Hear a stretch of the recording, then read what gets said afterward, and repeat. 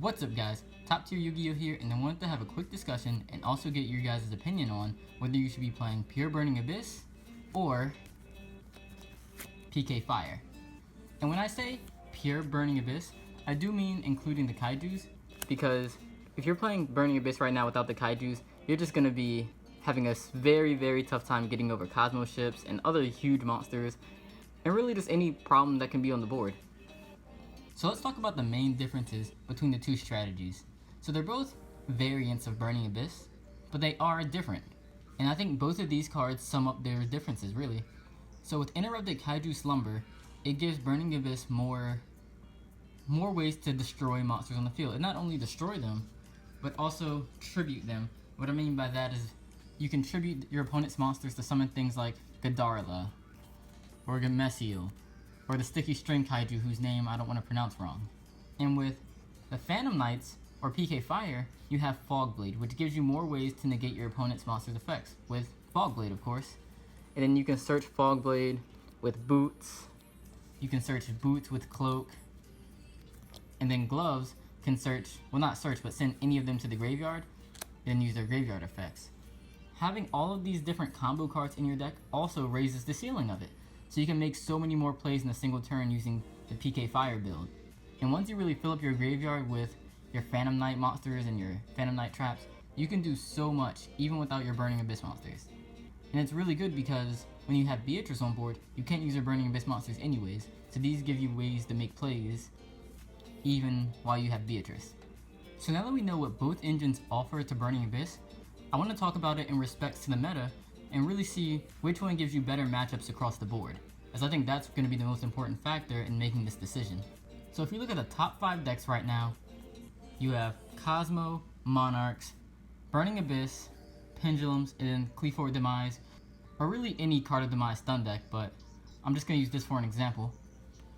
And so, against the Kozmo matchup, which one is going to be better between Kaijus or Phantom Knights? So again, it comes down to their individual characteristics. So against Cosmos, their ships can't be targeted, and then all of their pilots can just banish themselves. So really, because you can't target anything, Fog Blade's going to be relatively useless in that matchup. But on the flip side, you can make a lot more Xyz monsters by using the Phantom Knights, and that really lets you go into Leviair the Sea Dragon and F-Zero more, and F-Zero is going to be really good in that matchup. However, Fog Blade is not.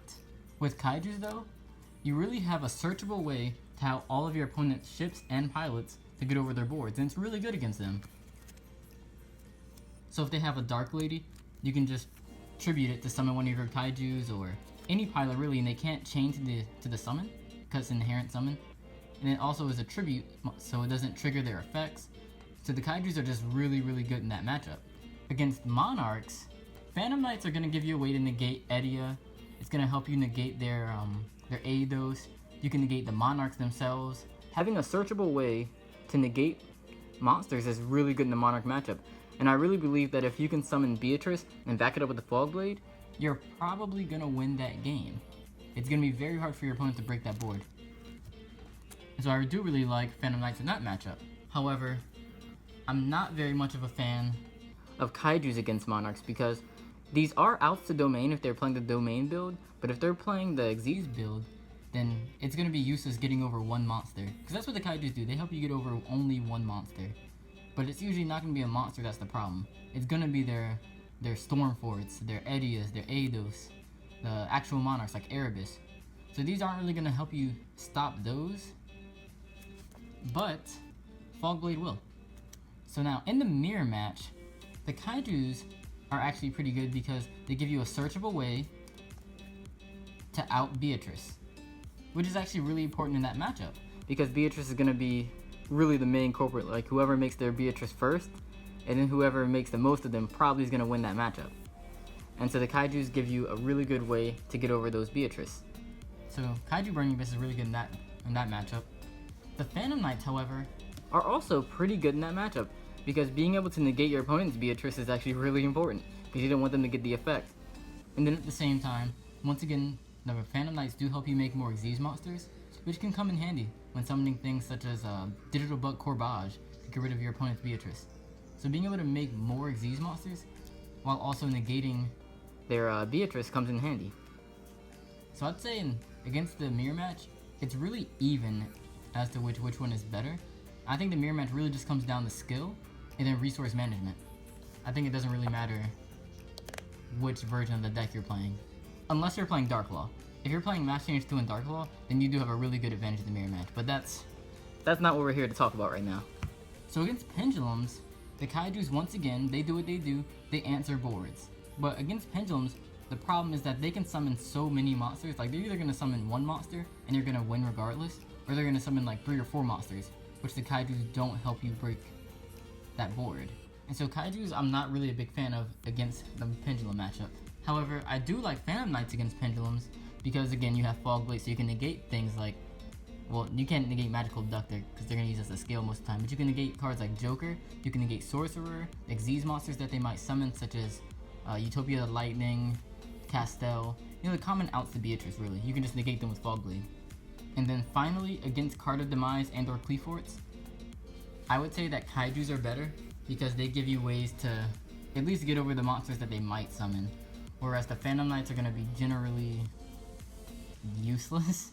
I mean, Fog Blade's going to be pretty decent for maybe stopping attacks, but that's going to be about it. It's not going to be a major player because they don't really use effects on field, so you're really only going to be stopping attacks, if anything. You are going to have, once again, more access to rank 3s, but I don't think rank 3s are the problem in that matchup. The problem against Card of Demise and other stun decks is that they have so many traps.